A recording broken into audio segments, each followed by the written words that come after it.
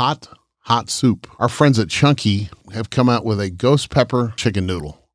It's so spicy you have to sign a waiver to try it. They say you have to sign a waiver, but it's kind of a gag.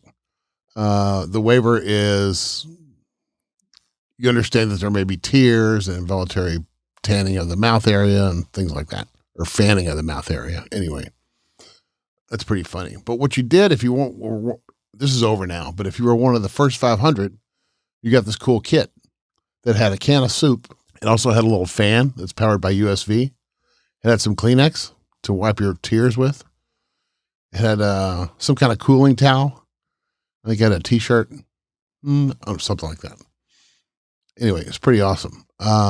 So Chunky Soup. A friend of mine that I used to work with, heck, 20 years ago, I posted this on LinkedIn that she worked on it. So it's kind of cool. Kind of neat to see that. So anyway, that's all I have about Chunky Soup.